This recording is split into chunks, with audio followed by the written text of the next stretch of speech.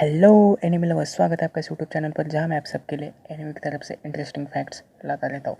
तो भाई पिछले एपिसोड में हमने जैक येगर को डिस्कस किया था, उसके अर्ली लाइफ और उसके प्रोस्पेक्टिव को जाना था। लेकिन दोस्तों आज के एपिसोड में हम कुछ अलग करने वाले हैं। दोस्तों आप सब ने अब तक सब्जेक्ट ऑफ ईमेल इस वर्ड को अटैक ऑन टाइटन में कई बार सुना होगा, लेकिन क्या आप जानते हैं कि आखिर इस सब्जेक्ट्स ऑफ ईमेल होता क्या है? नहीं ना?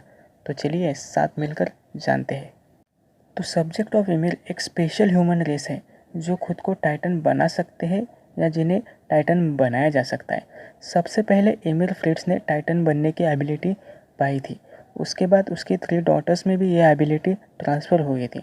बाद में मेजॉरिटी ऑफ एलियंस पीपल में टाइटन बनने की एबिलिटी आ गई है और सभी एलियंस को सब्जेक्ट और ईमेल कहा जाता है। हालांकि एलियंस के अलावा भी कुछ लोग टाइटन्स बन सकते हैं, जिनमें से majority of people paradise island में रहते हैं और some of them Marley and other nation के इंटरमेंट जोन में पाए जाते हैं। तो चलिए अब हम इनकी हिस्ट्री जानते हैं। जैसा कि मैंने आपको पहले ही बताया था कि एमिल फ्रिट्ज ह्यूमन थी जो फर्स्ट टाइटन बन पाई थी।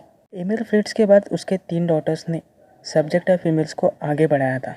उनके पिताजी के कहने पर सब्जेक्ट ऑफ ईमेल को बहुत ज़्यादा बढ़ाया गया ताकि वो टाइटन्स की पावर के साथ मार्ली के नेशन को कॉन्कर कर सके, जिसमें से उन्हें 9 टाइटन्स की पावर भी मिली थी और उन्होंने उस वक्त मार्ली के नेशन को हराया था। फिर कई सालों बाद मार्ली के पास भी जब टाइटन्स पावर आई तो उन्होंने एल्डिया को ग्रेट टाइटन वॉर में हरा दिया और 9 टाइटन में से कुछ टाइटन्स भी मार्ली के पास आ गए थे।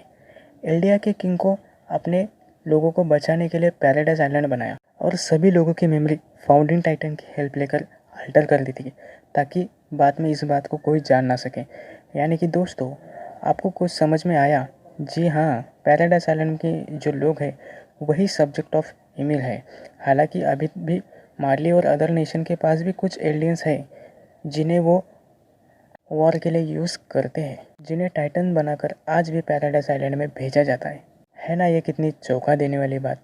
आज तक हम सोच रहे थे कि टाइटन्स कहीं और इस जगह से आए, पर ये तो यही के हैं और ख़ास बात यह है कि उनमें से ज़्यादातर एलियंस ही है।